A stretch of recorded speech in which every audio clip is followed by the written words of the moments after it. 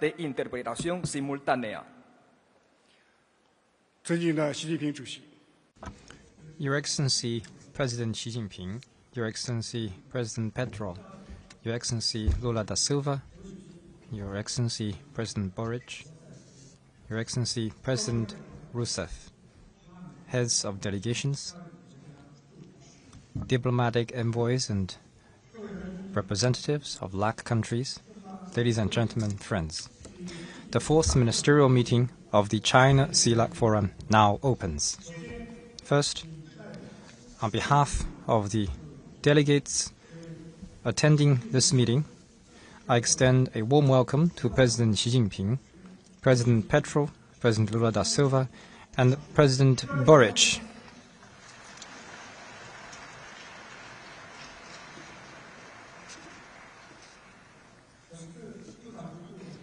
This ministerial meeting is themed Planning Together for Development and Revitalization, Building Together a China-LAC Community with a Shared Future. The delegates will have thorough discussions and make plans on the future of China-LAC relations. I invite President Xi Jinping to deliver a keynote address.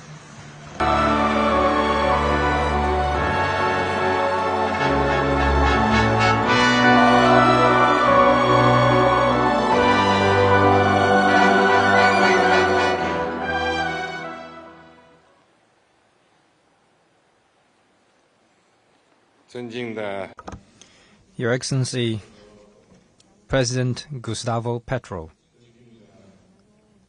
Your Excellency, President Luiz Inácio Lula da Silva, Your Excellency, President Gabriel Boric, Your Excellency, President Dilma Rousseff,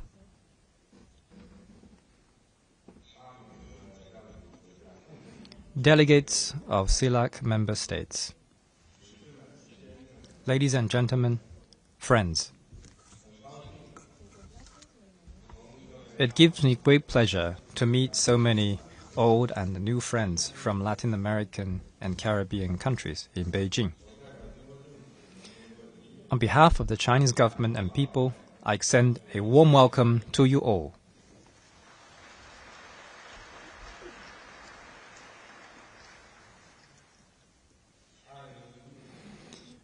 In 2015, LAC delegates and I attended the opening ceremony of the first ministerial meeting of the China-CELAC Forum in Beijing, which marked the launch of the China-CELAC Forum. 10 years on, with dedicated nurturing of both sides, the forum has grown from a tender sapling into a towering tree. This fills me with deep pride and satisfaction.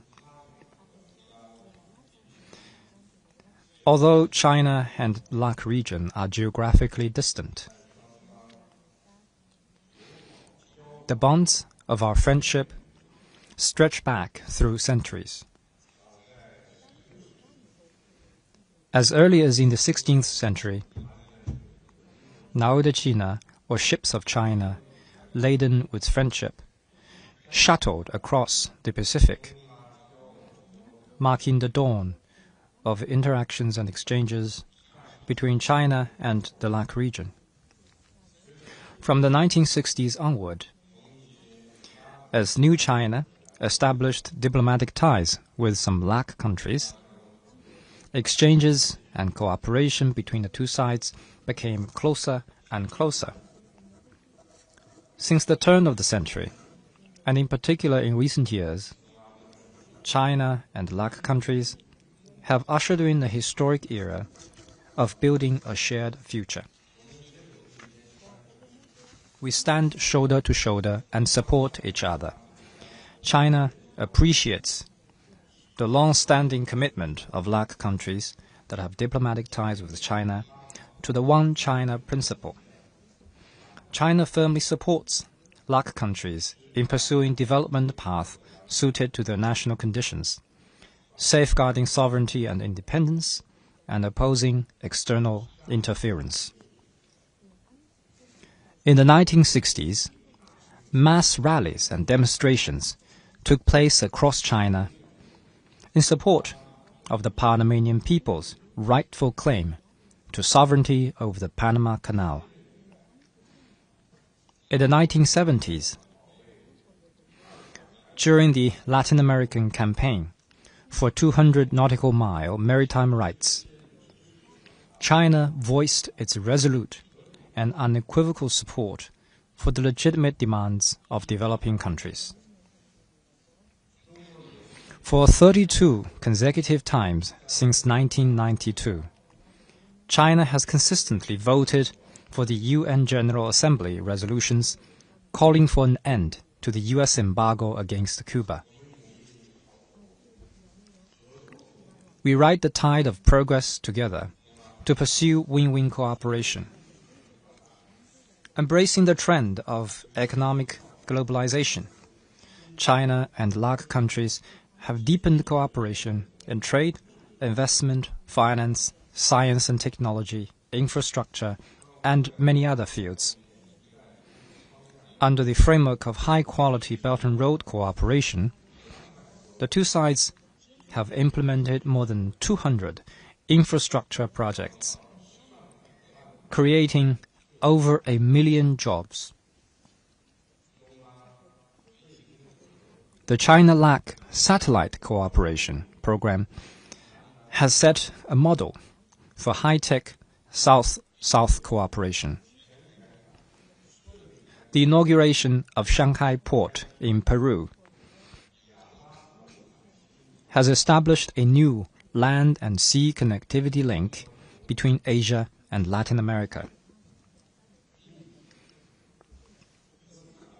China has signed free trade agreements with Chile, Peru, Costa Rica, Ecuador, and Nicaragua. Last year, trade between China and LAC countries exceeded $500 billion for the first time, an increase of over 40 times from the beginning of this century. We unite in tough times to conquer challenges through mutual support. China and the LAC countries have collaborated on disaster prevention, mitigation and relief, and on joint response to hurricanes, earthquakes, and other natural disasters. Since 1993, China has dispatched 38 medical teams to the Caribbean. When the pandemic of the century struck, China was among the first to offer assistance to LAC countries, providing over 300 million doses of vaccines and nearly 40 million units of medical supplies and equipment, and sending multiple teams of medical experts.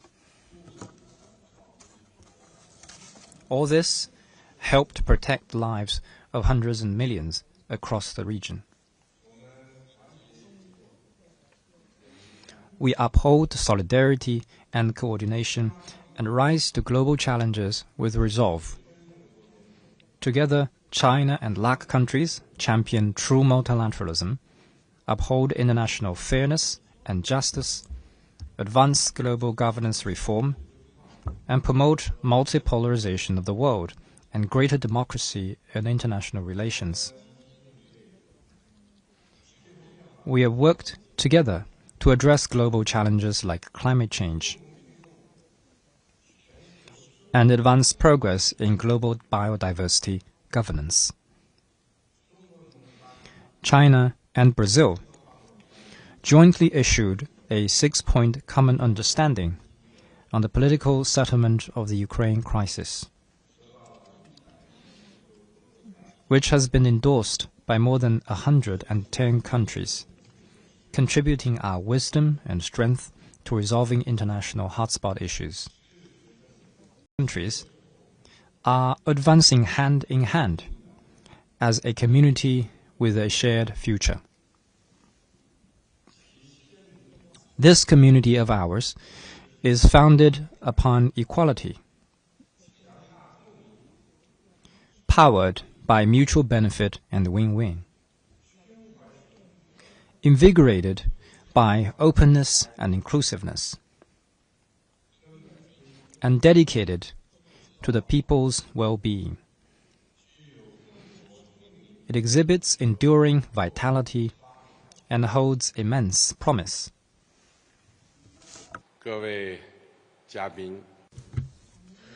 Distinguished delegates, friends, the century-defining transformation is accelerating across the globe, with multiple risks compounding one another. Such developments make unity and cooperation among nations indispensable for safeguarding global peace and stability, and for promoting global development and prosperity. There are no winners in tariff wars or trade wars. Bullying or hegemonism only leads to self-isolation. China and the LAC countries are important members of the Global South. Independence and autonomy are our glorious tradition. Development and revitalization are our inherent right. And fairness and justice are our common pursuit. In the face of seething undercurrents of geopolitical and bloc confrontation, and the surging tide of unilateralism and protectionism, China stands ready to join hands with our LAC partners to launch 5 programs that advance our shared development and revitalization and contribute to the China-LAC community with a shared future. The first is Solidarity Program. China will work with LAC countries to support each other on issues bearing on our respective core interests and major concerns. We must enhance exchanges in all fields and strengthen communication and coordination on major international and regional issues. In the next 3 years, to facilitate our exchanges on national governance best practices, China will invite 300 members from political parties of CELAC member states every year to visit China. China supports the efforts by LAC countries in increasing their influence on the multilateral stage. We will work with LAC countries to firmly safeguard the international system with the United Nations at its core and the international order underpinned by international law, and to speak with one voice in international and regional affairs. The second is Development Program. China will work with LAC countries to implement the Global Development Initiative. We will resolutely uphold the multilateral trading system, ensure stable, unimpeded global industrial and supply chains, and promote an international environment of openness and cooperation. We should foster greater synergy between our development strategies, expand high-quality Belt and Road cooperation, and bolster cooperation in traditional areas such as infrastructure, agriculture and food, and energy and minerals. We should expand cooperation in emerging areas such as clean energy, 5G telecommunications, the digital economy, and artificial intelligence, and carry out the China-LAC science and technology partnership. China will increase imports of quality products from LAC countries and encourage its enterprises to expand investment in the LAC region.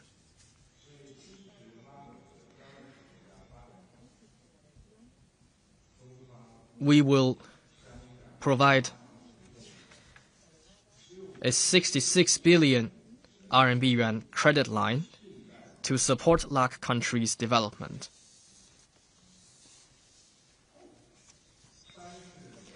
The third is civilization program. China will work with LAC countries to implement the Global Civilization Initiative. We should uphold the vision of equality, mutual learning, dialogue, and inclusiveness between civilizations,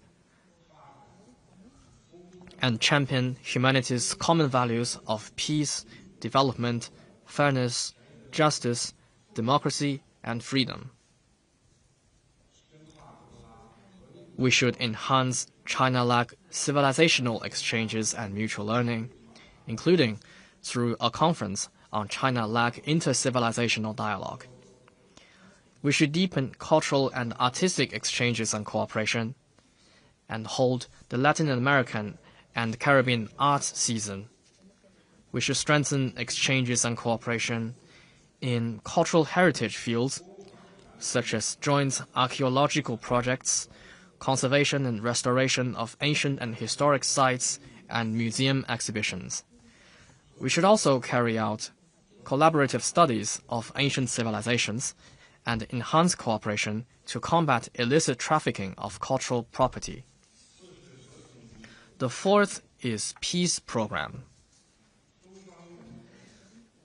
China will work with LAC countries to implement the Global Security Initiative. China supports the proclamation of Latin America and the Caribbean as a zone of peace and the declaration of the member states of the Agency for the Prohibition of Nuclear Weapons in Latin America and the Caribbean. The two sides should cooperate more closely in disaster governance, cybersecurity, counterterrorism, anti-corruption, narcotics control, and combating transnational organized crime, so as to safeguard security and stability in the region.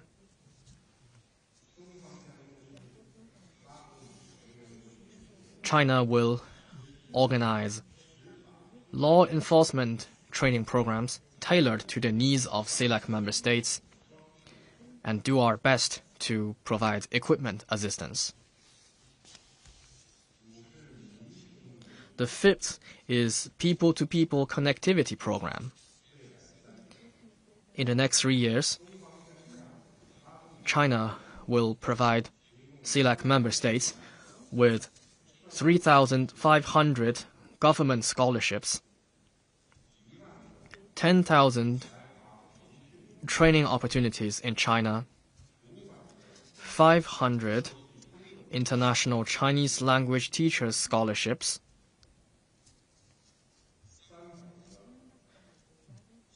300 training opportunities for poverty reduction professionals, and 1,000 funded placements through the Chinese Bridge program.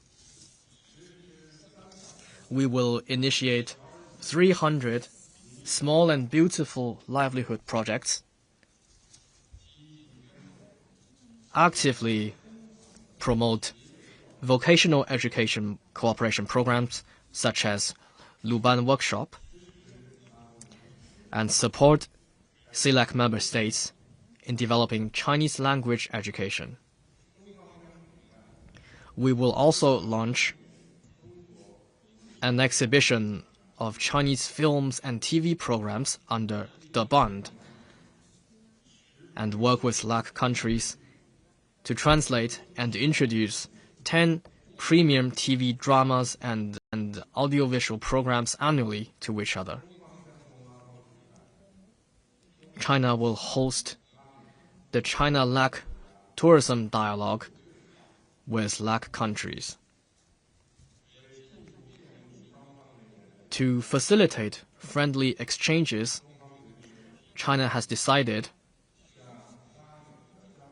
to implement a visa exemption for 5 LAC countries as the first step, and will expand this policy coverage at proper times. Distinguished delegates, friends, as an 11th century Chinese poet wrote, "Life's greatest joy comes from finding kindred spirits." Latin America has a similar proverb which goes, "The one who has a friend has a treasure." No matter how the world changes, China will always stand by LAC countries as a good friend and a good partner.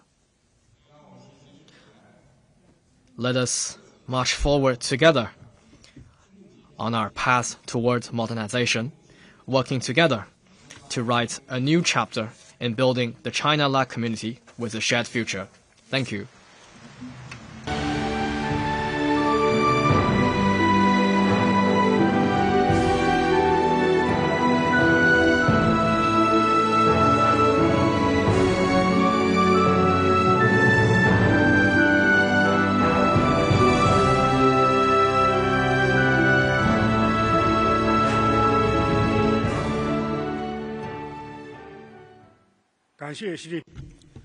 Thank you, President Xi Jinping.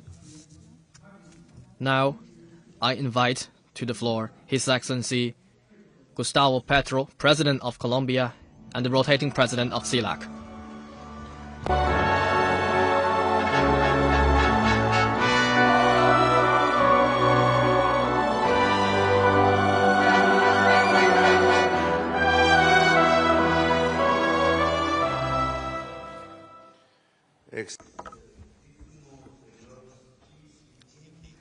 Your Excellency President Xi,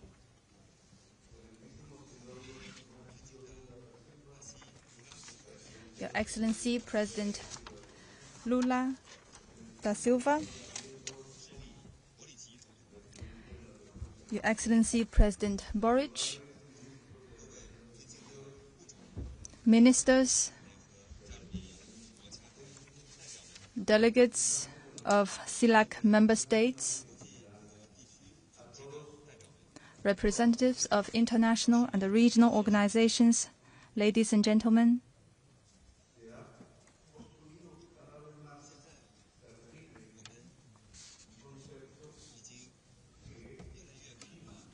Increasingly, we are seeing China promoting inter-civilizational dialogue.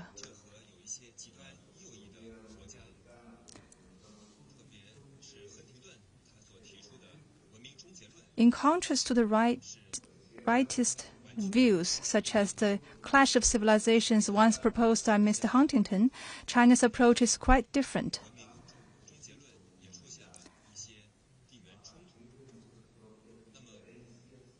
Their theory also led to geopolitical conflicts. We may have differences among ourselves, but between civilizations, it is entirely possible to build consensus. And this consensus falls primarily on humanity. With inter-civilizational dialogue and exchange, we can embrace a better future.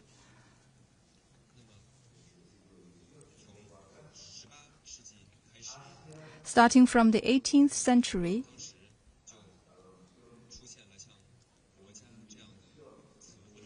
when there were phrases about states and civilizations, and states making up civilizations, we have come to learn that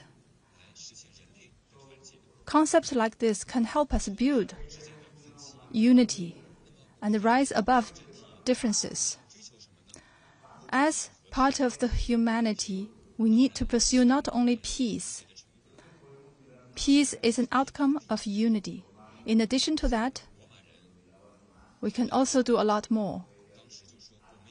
The Romans believed that it is important to gaze at the stars, which means to have a greater vision.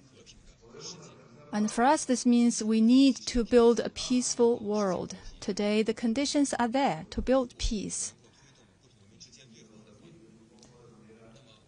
An important one is to promote dialogue among civilizations. We must not be self-centered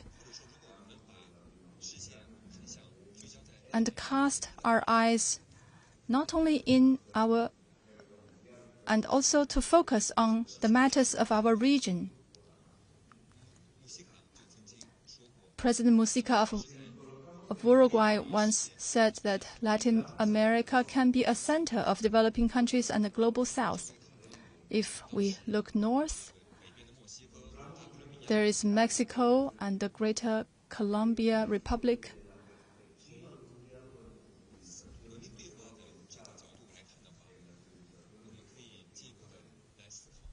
There is a lot to do in terms of more intercivilizational dialogue. Better dialogue in this way will encourage exchanges between Anglo-Saxons and even the cultures of the white populations. With this, we can also promote the development of clean energy and decarbonization. And we can talk to each other as equals. We hope that North American countries can better help South countries to decarbonize. This would be a great cooperation. We have put forward this idea many times, but there's been little progress. Between Panama and Colombia, we were hoping to build a cable line, but that also got nowhere.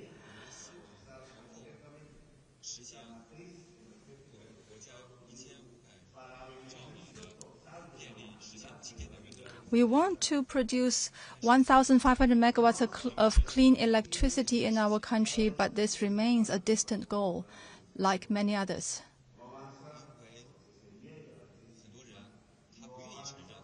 Because not many want to, there are many people out there who refuse to admit that there is a climate crisis, and there are people out there who refuse to say that life is important. They believe profits are more important.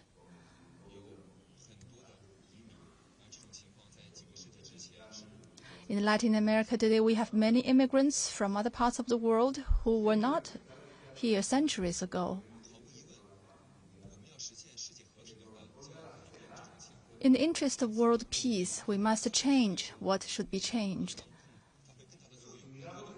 And we should play a bigger role in promoting intercivilizational dialogue. If you look at the world map in a horizontal way,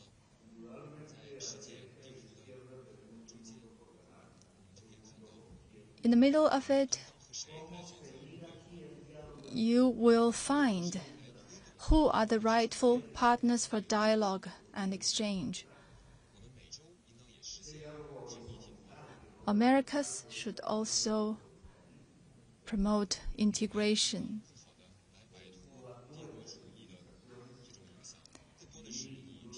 The legacy of imperialism must be completely removed, and dialogue must be among equals. In Europe, in Asia, especially in Asia and China, we see a bigger role. So now China is working together with LAC countries. We are quite far apart from each other geographically, but we are working together.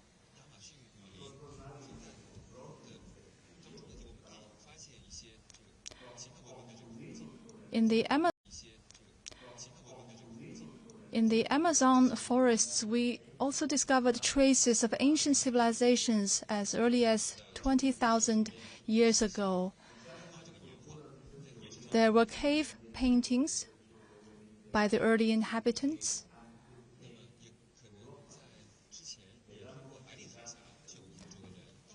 And there were Asians crossing the Bering Strait to the Americas. This was part of the civilizational exchanges.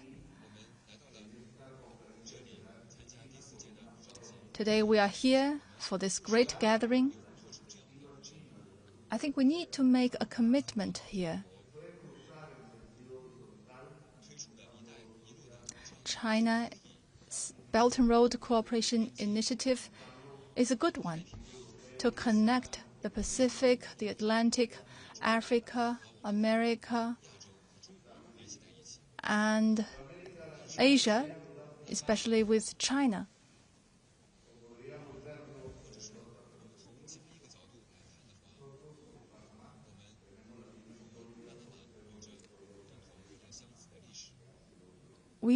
Our country, we share a similar history with Panama. Like them, we were hubs for cargo transit. Our people are asking,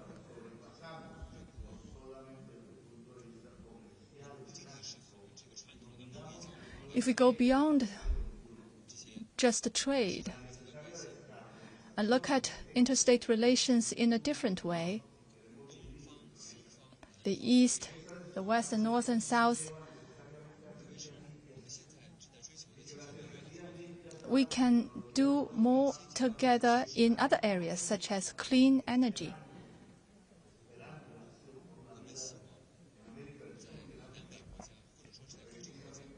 In South America and in Africa, we want to see such technologies applied on a broader scale for decarbonization.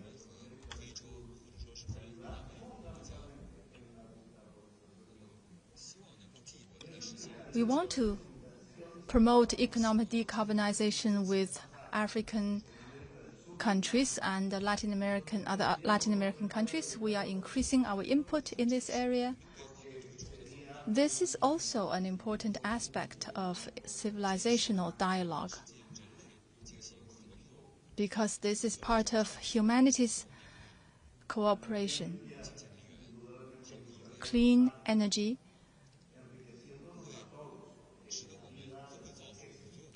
will benefit all of us.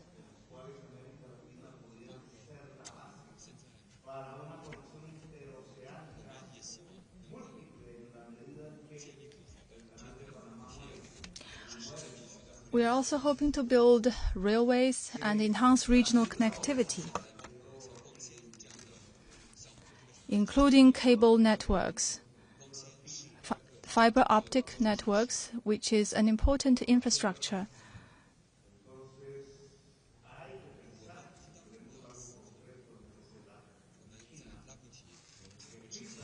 We need to think hard whether between China and the CELAC states we can build such a line connecting Asia and Latin America via the Pacific,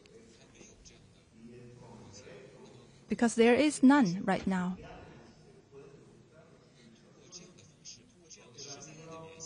With real links like this, we will be able to have better civilizational exchange. This will also help us in AI cooperation.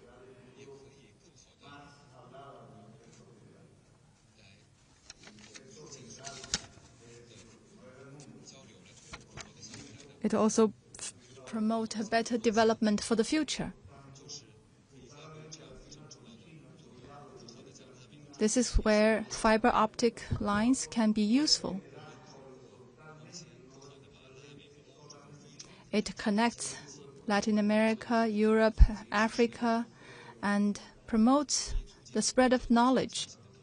So it will bring about what we call a global brain.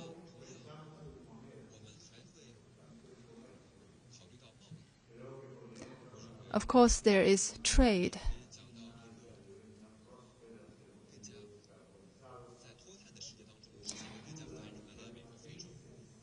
In a decarbonized world, there will be better prosperity for Latin America and the world. In North America, in the United States and Europe, and in China, we see possibilities for cooperation in this area.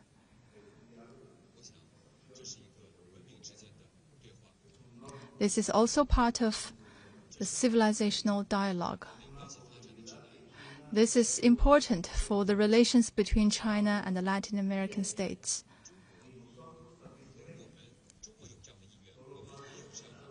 China wants to do that. We want to do that too.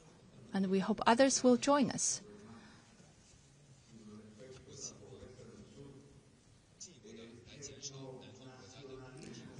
We want to reduce poverty in Global South.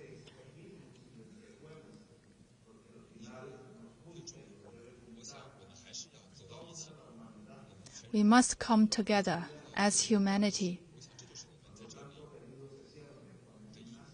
This is why I believe we are gathered here today. We must not destroy our trade or threaten each other with bombs. We must promote multilateralism.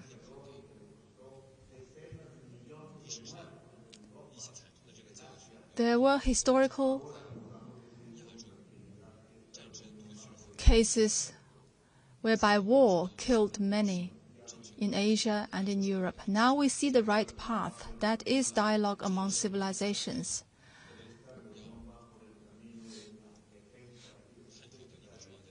I think this is an important topic of our gathering today and the right path. Thank you.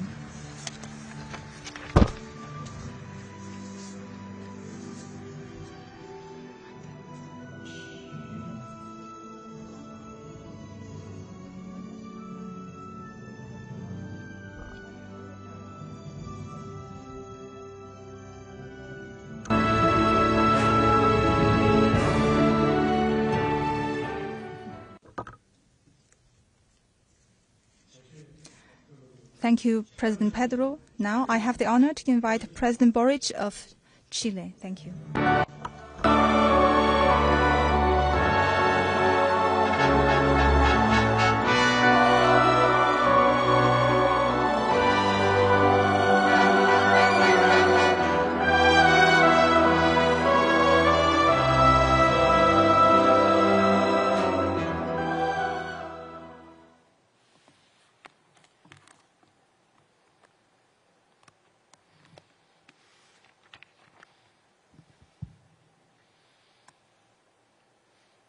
Buenas tardes.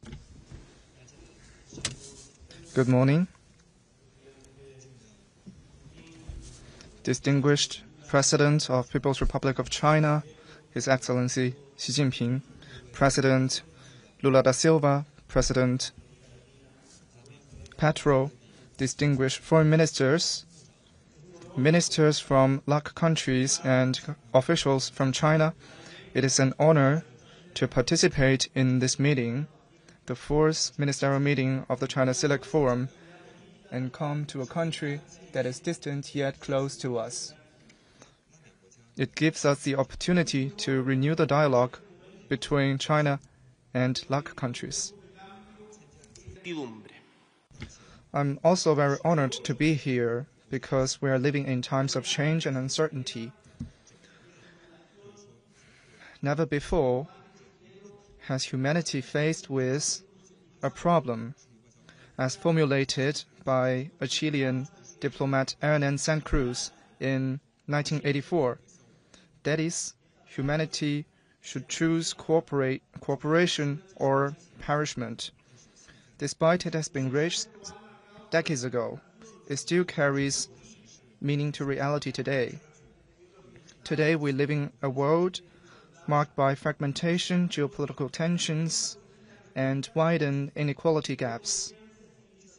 Therefore, we have to see that these problems are not rhetorical slogan, but a civilizational urgency. Only through these problems to be solved. As Chinese people usually say that we have to sail together through we and woe. only with political dialogue, just as what we have today in the China-CELAC Forum, can we face common challenges and forge a future based on dignity, sustainable development, and peace.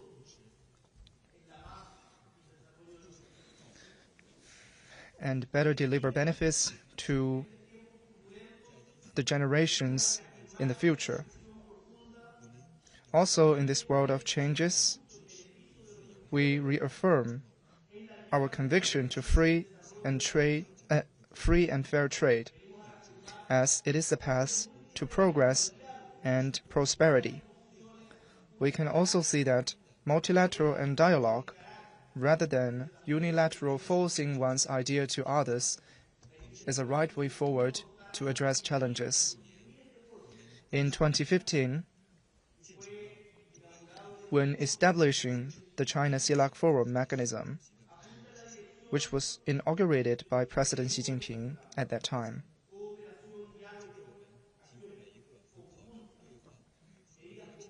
this mechanism has provided us a platform for cooperation and dialogue, and through specific cooperation, we can advance multilateralism and cooperation in economy and trade.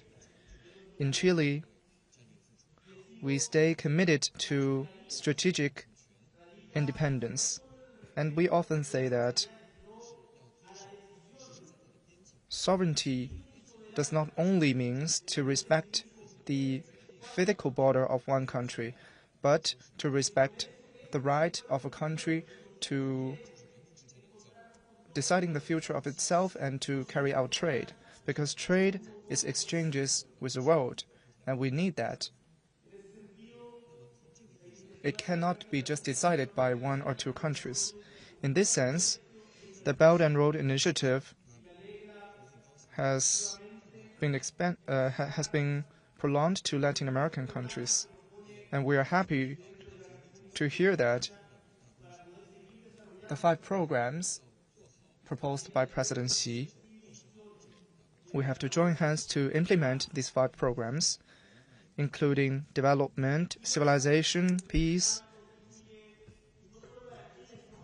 livelihood, and solidarity.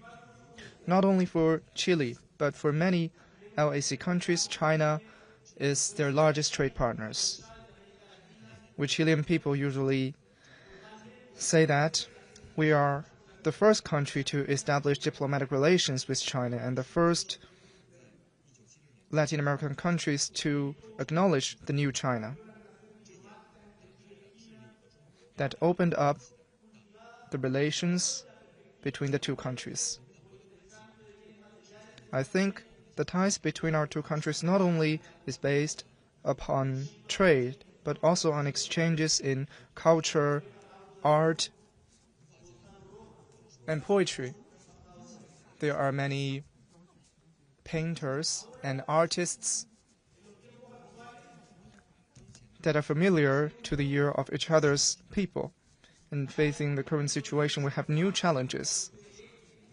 For example, in renewable energy, electrical interconnection, digital transformation, and culture development. These are all priorities faced with us, or some of them are challenges. We not only have to focus on one or two of them. In many international conferences today, we choose to focus on monetary policies or trade. But they are only part of the story, and trade is not only about money, it is also about culture and art. It's to boosting mutual understanding, just as President Xi Jinping just now quoted. Understanding each other is a great joy of life. All of us belong to the same group of humanity. We share similar rights, and we need to address the major challenges faced with us. For example, climate change, which is threatening all humanity now. And we are happy to see that we are having dialogue through the Beijing Declaration to manifest that, and that serves the common interest of our two sides. And we have to advance multilateralism, which served as a most efficient way to address challenges. And about climate change, China highly appreciates China's commitment to cut emissions of methane. Chile has also done its own parts. This is also one of the directions for our efforts in the China-CELAC Forum. And Chile is among the very few countries in the world to make a clear commitment to cutting emissions of methane, because we also want to contribute our share to address climate challenge. Despite that, we are a small country.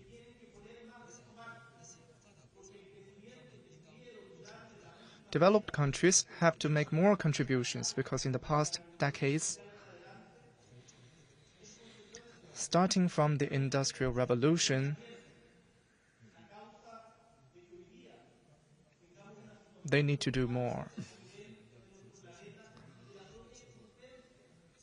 Because the global climate challenges did not start from the existence of humanity.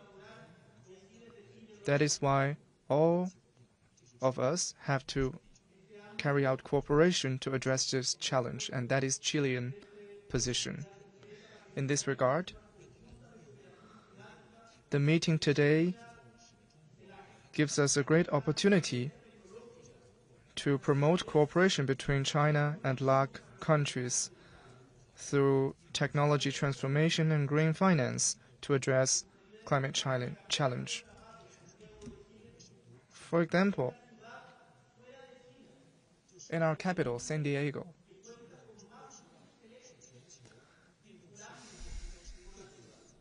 is the city which is home to most electric vehicles in the world, apart from China, and that greatly boosted the livelihood of Chilean people, and we are promoting electric vehicles to more of our cities. During today's meeting, we will also adopt the Joint Action Plan for 2025 to 2027 that allows us to highlight the commitment to promote a more open global economy and safeguard the UN Charter. We all know that the United Nations functions as the most effective leverage to enhance global governance. We are facing a world greatly different from the one when the UN was established in 1945, and we need more than ever to safeguard the principle of peace. No matter in realms like politics or finance, we have to better adapt to the times.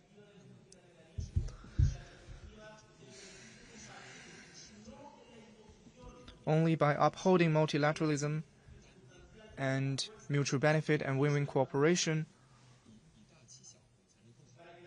can we better have development rather than unilateral forcing other countries. CELAC for Chile is a very important trading partner. Therefore, we need to have clear action to continue step up the conditions for our bilateral trade, and we also have to promote integration of the region, economic integration of the region, and make sure that the global supply chain is smooth. We would also like to build a corridor that connects both the Atlantic and the Pacific,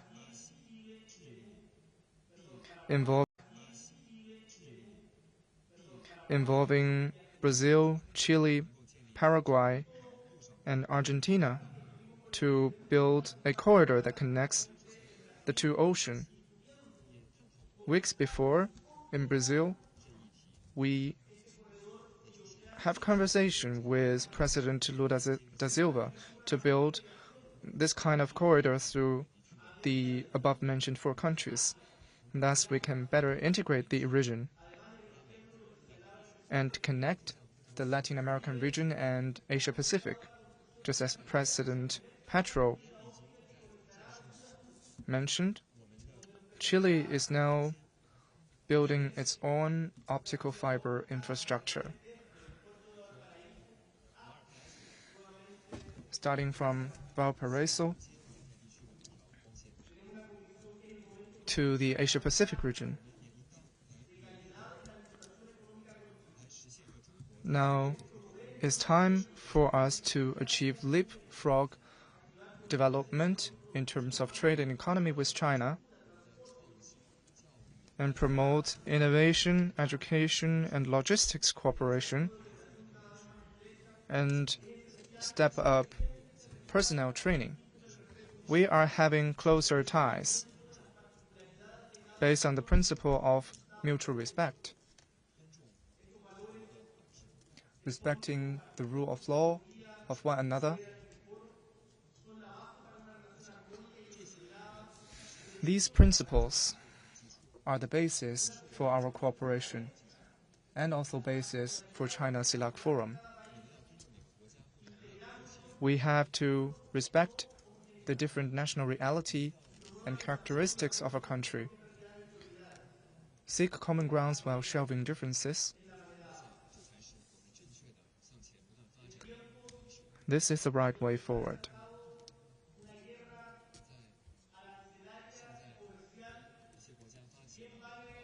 Some countries have initiated trade or tariff war.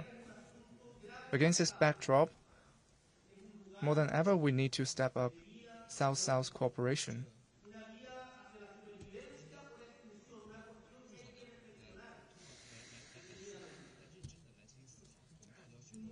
And it's time to reflect on ourselves. What kind of development path do we want to choose?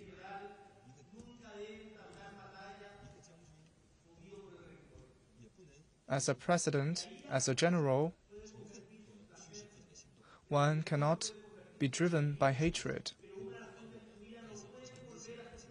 For hatred can lead people into a dangerous situation. A dead people cannot be reborn. Therefore, a smart governor should be cautious and prudent, because it is the right way for a country to enjoy peace. We have big opportunities and tasks before us for China-CELAC cooperation. And the Global South countries are becoming the protagonist of development in the future. Our two sides already have drawn the blueprint going forward. Along this path, we can promote our cooperation through peace and mutual respect and equality. Thank you.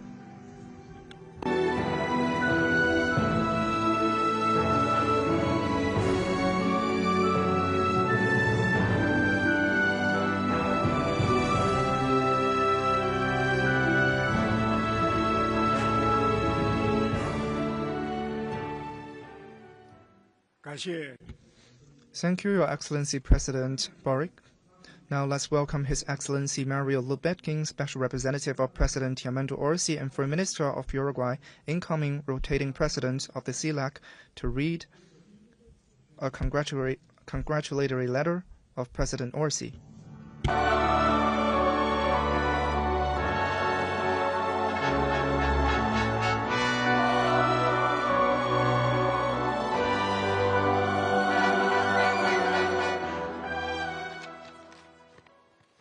Buenas tardes. Leo a continuación la carta, el mensaje del presidente Yamando. Good morning. I will now speak on behalf of the President of Uruguay, Your Excellency President Xi Jinping, Excellency President Lula da Silva, Your Excellency President Petro, Your Excellency President Boric, ladies and gentlemen. I want to thank the government and people of China for their hospitality, warm reception, and excellent work done so that today we are meeting to celebrate the 4th ministerial meeting of the China-CELAC Forum, 10 years after its launch. I also extend my gratitude to Honduras and Colombia for their contributions as pro tempore presidents of CELAC to materialize this important meeting. In the fraternal and constructive spirit which characterizes my country's action in the regional and international arena, Uruguay joins in this instance, and for the first time formally, to the troika of our community.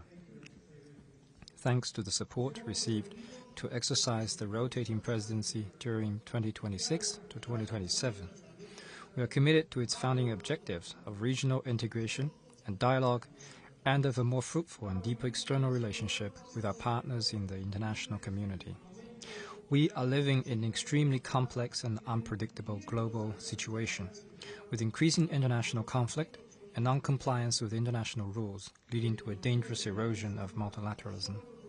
For this reason, we understand that it is highly timely for the countries of Latin America and the Caribbean and China to give clear signals on the need to join efforts to contribute positively to international peace and security, international cooperation, free trade, and sustainable development, including poverty eradication and the reduction of inequalities through strategic interaction toward a global partnership.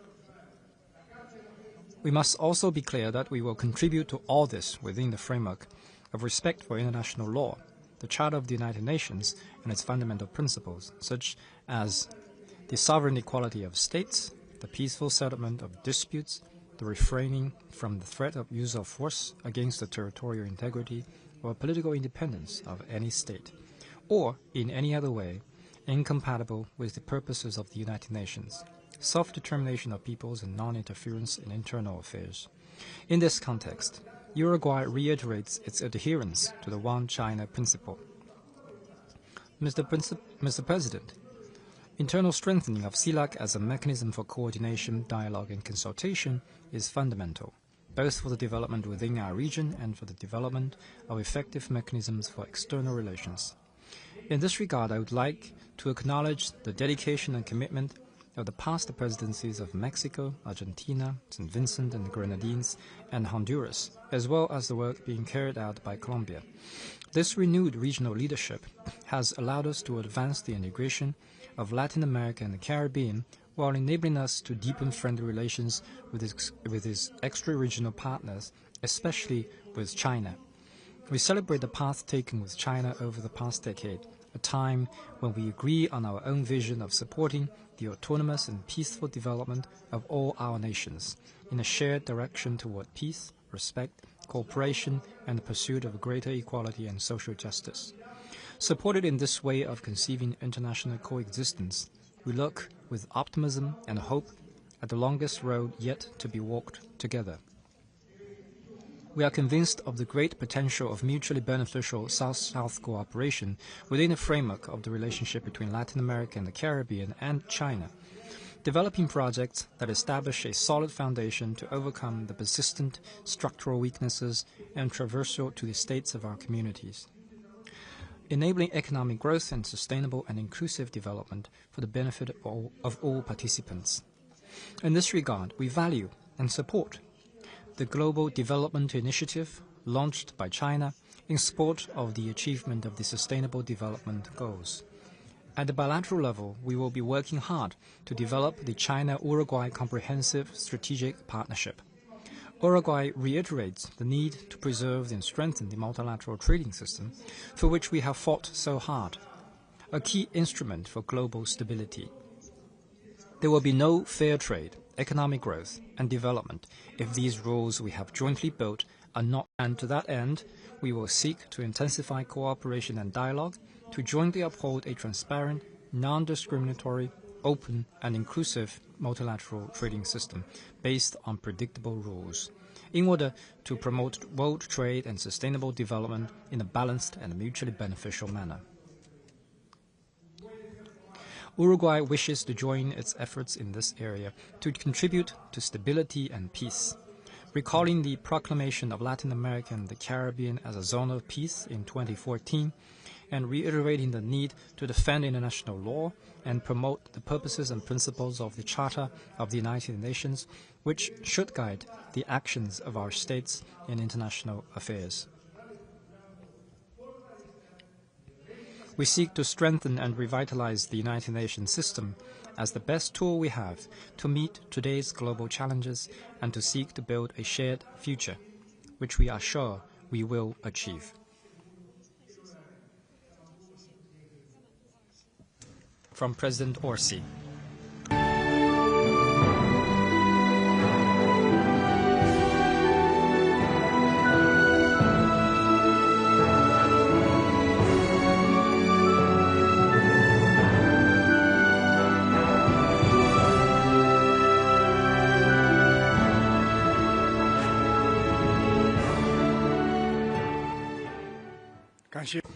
Thank you, Foreign Minister Lubetkin. I now invite Her Excellency Dilma Rousseff, President of New Development Bank and former President of Brazil.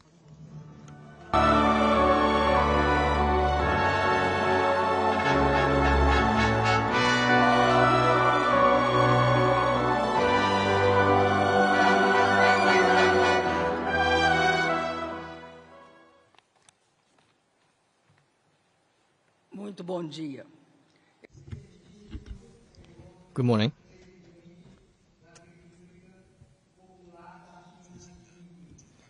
Your Excellency Xi Jinping, President of the People's Republic of China, Your Excellency Luis Inácio Lula da Silva, President of Brazil, Your Excellency Gustavo Petro of Colombia, Your Excellency Gabriel Boric of Chile, Your Excellency President Xi of Uruguay, ministers, parliamentarians, distinguished delegates, ladies and gentlemen. It's a great honor to participate in this summit, the China-CELAC Summit, particularly in the year as we celebrate the 10th anniversary of this forum. I recall with great pride that I was serving as President of Brazil when, in July 2014, shortly after the 6th BRICS Summit, we launched the China-CELAC Forum in Brasilia, and the first meeting took place in China 1 year later. At that time, it became clear that the closer ties between our regions were not only desirable, but also strategic. Our goal was to enhance political and economic relations between LAC countries and China and make sure that it goes deeper and deeper. In this context, I highlight the determination of President Lula, who actively worked throughout his first 2 terms of presidency to establish CELAC. For him, this forum was to be founded with clear purposes to strengthen regional integration and expand the political influence of the people of LAC countries. CELAC was thus conceived with an emphasis on an autonomous and sovereign perspective and integration by Latin Americans and Caribbeans for Latin Americans and Caribbeans without patrons, with respect for diversity and based on equality among the nations of this region. I also want to acknowledge the vision of President Xi Jinping, who has consistently championed dialogue, cooperation, and an international order grounded in multilateralism. His proposal to build a community with a shared future for mankind has been guided by concrete principles, namely sharing the fruits of development without imposing conditions, and fostering synergies between the national development programs of LAC countries and China's Belt and Road Initiative. The priority given by China to the meeting with CELAC on that July 17th of 2014 concretely demonstrated this new approach to relations based on respect among equals, essential for development with prosperity and mutual gains. A decade later, it is with enthusiasm that I see the China-CELAC Forum advancing its cooperation agenda in different directions, ranging from investment in agriculture to innovative industrialization, from poverty alleviation to improving people's well-being, from international trade to cultural exchanges, from education to technological transfer, from expanding logistics and digital infrastructure to sustainable development and energy transition. These fronts share a common purpose, that is to generate concrete benefits for the peoples on both sides of the world and establishing a model of South-South cooperation. The evolution of trade and investment proves the correctness of this approach. Between 2015 and 2024, trade between CELAC member states and China showed significant growth, from $233.5 billion to $515.1 billion. This represents an average annual growth of 9.2%. This reality stands in stark contrast to the most aggressive protectionist policies of recent decades, and this policy did not start now. For years, we have witnessed the use of tariffs, technological embargoes, financial sanctions, and the weaponization of the US dollar as a tool of coercion. We see attempts at deglobalization that fragment production chains and hinder shared progress. The current tariff war has taken this process to a new level, which is more aggressive, more radical, more dangerous. Unilateralism represents a step backward. It replaces the rule of law with brutal force and cooperation with imposition. In the face of this, we must reaffirm fundamental values: multilateralism, mutual respect, shared prosperity, and rejection of protectionism. China's stance in this context has set an example for the Global South. China has firmly pursued its own development without hegemonic ambitions. It cooperates and respects. It does not threaten or coerce. This success also offers lessons. By investing in infrastructure, sustainability, education, science, and innovation, China has become an economic and technological powerhouse. It leads in artificial intelligence, renewable energy, electric vehicles, robotics, biotechnology, and quantum computing. It trains more scientists and engineers than all OECD countries combined. Moreover, China maintains an open posture toward the Global South. By sharing know-how and technology, it breaks the policies of the powers that seek to maintain technological monopolies through small-yard hyphens. Latin America and the Caribbean must also forge their own path and build their own ladders.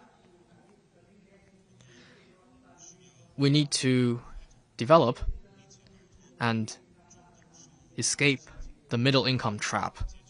The answer lies in industrialization. Not just any industrialization, but a kind that transforms productive structures, creates jobs, raises incomes, and strengthens the economy. The kind that harnesses human innovation and spreads it across all sectors in service of society. Countries that successfully industrialized did so with state support, private sector partnerships, productive investment attraction, technological capacity building, and a focus on human development. Today, the challenges are even greater. The fourth industrial revolution, digitization, and environmental demands require innovation across all sectors. Having factories alone is not enough. We need integrated knowledge, science, and engineering in production across all industries. To achieve this, we must build robust innovation ecosystems. Governments, private companies, universities, and research centers must work together. Only then can research outcomes be translated into practical, high-value solutions that create better jobs and higher incomes. In terms of Latin America and the Caribbean, we need to further pursue regional integration and at the same time promote cooperation between China and the region.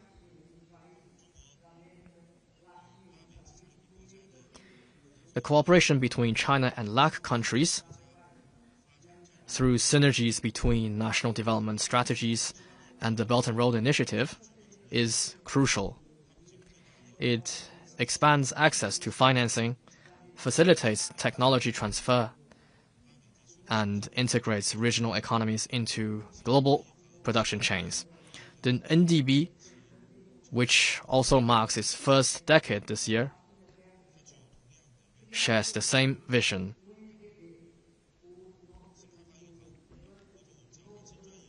Established by the BRICS, the NDB, or as we call it, the BRICS Bank, was designed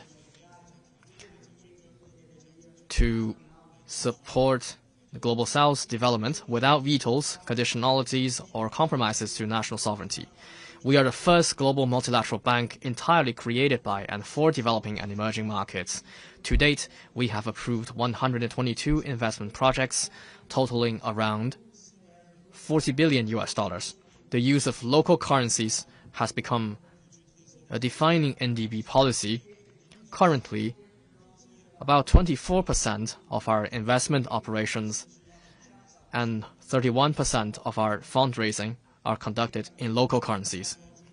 We are also gradually expanding our membership. A growing list of countries have expressed interest in joining the NDB, reinforcing our identity as a true platform for South-South cooperation. In an increasingly divided world, greater international cooperation is essential. Today, the meeting is a perfect example. The NDB stands ready to contribute with more practical and demand-driven solutions tailored to the real needs of its member countries. Thank you very much.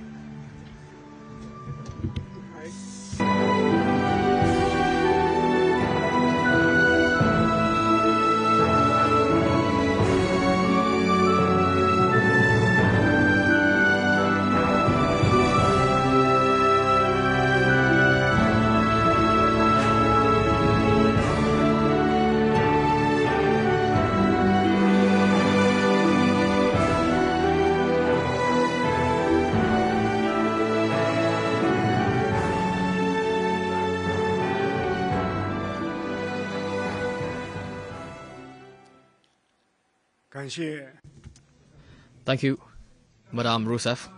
I now give the floor to His Excellency President Lula of Brazil.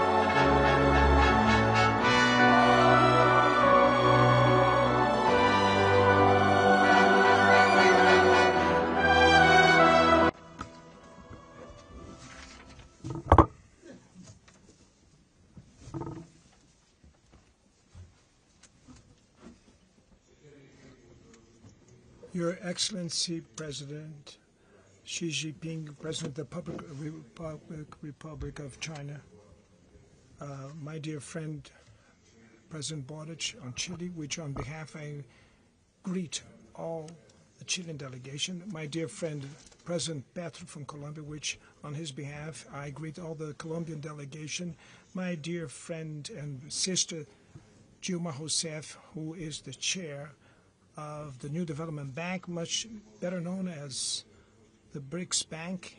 And I also like to greet Amaravati, the Foreign Affairs Minister of Brazil, and I greet all the Brazilian delegation, my dear wife Janja, and all my brothers, ambassadors and ministers, parliamentary members of the parliament that are attending to this fourth summit meeting of the Forum of China and the Community of Latin American and Caribbean States. I'd like to thank the very invitation to participate in this meeting that crowns the presidency of the Honduras presidency and marks the beginning, an auspicious beginning of the Colombian presidency.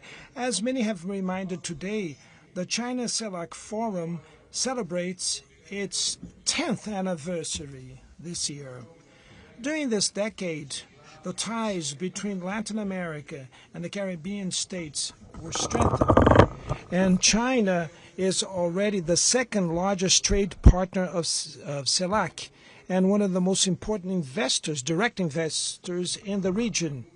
Resources that come from Chinese financial institutions overcome the credits that are being offered by the World Bank or by the IDB, the Inter-American Development Bank. The partnership with China is a dynamic element for the regional economy. The Chinese demand was propellant or triggered the growth that we have experienced in the beginning of this century. We had expressive advances in terms of alleviating poverty and inequality. Was in this moment, finally, that we started to look around our surroundings and we united ourselves to create the UNASUR, the Union of South American Countries, and CELAC. During the COVID-19 pandemics, vaccines and Chinese inputs helped us a lot to protect our respective peoples and population. Only through a bigger networking amongst us we would manage to take advantage the potential of the Chinese, Latin American, and Caribbean cooperation. This is very evident, especially in the infrastructure area. The Chinese support is decisive to start implementing truly highways, railroads, ports, and transmission lines. To make the economic feasibility of these projects, that will depend on the capacity to coordinate our countries to confirm these initiatives to a regional scale. The default or the downfall of the UNASUR, which we're trying to reverse, it has left a tremendous gap in our joint planning. We don't only need export corridors, but we need routes and roads that will be the vectors for development and union. For centuries, resources that were extracted from Latin American and Caribbean countries enriched other parts of the world. Now we have the chance to make the difference. The cycle of commodities for the last years have contributed to rise the position of the region in the global economy. But crisis situations show that prosperity in the long term demands balanced exchange and diversified economies. We always had distortions in the international trade, especially in the exchange of agricultural goods, which their treatment never advanced in a very satisfactory way at the WTO. The imposition of arbitrary tariffs only aggravates the situation. To build a shared future, it's necessary to reduce the asymmetries between countries. It is indispensable that a collaboration between CELAC and China will contribute to strengthen the manufacturing industry and innovation in the region. The digital revolution cannot create a new technological abyss between nations. The development of artificial intelligence should not be the privilege of just a few countries. A fair transition for a low-carbon economy also demands a broad access to technologies of clean energy. Latin American and the Caribbean region, together with China, can show to the world that, yes, it is possible to contain the climate change without abandoning economic growth and social fairness. COP30, that will be held in the city of Belém, in the heart of the Amazon tropical forest, wants to be a turning point in the implementation of climate commitments, reestablishing the trust in collective solutions. The solution for the crisis of multilateralism is not to abandon multilateralism, but to improve the multilateral system.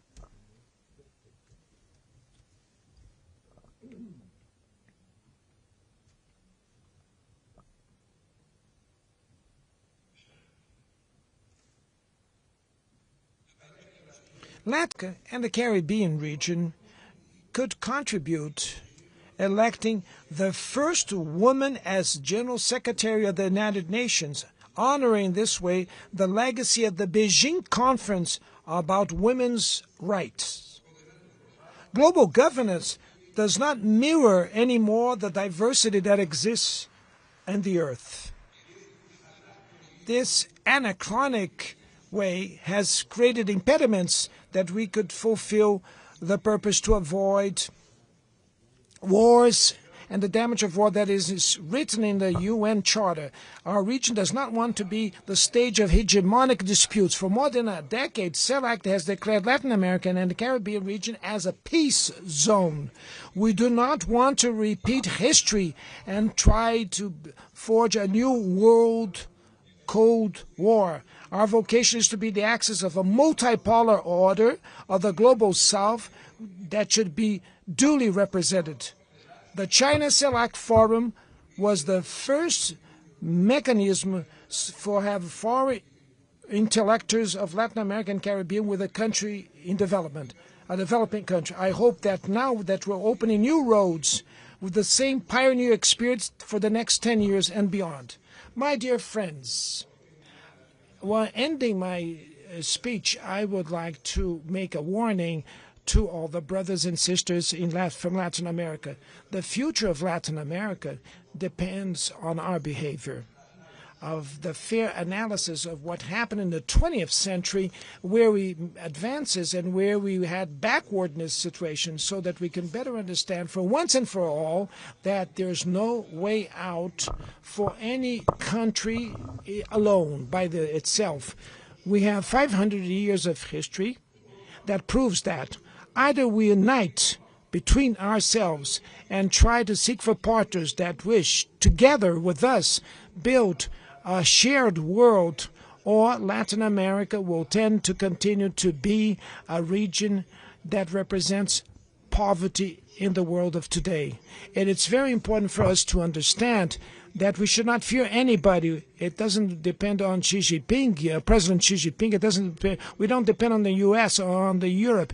This only depends that if we want to be big or if we want to continue to be small. Thank you very much. A great hug to all.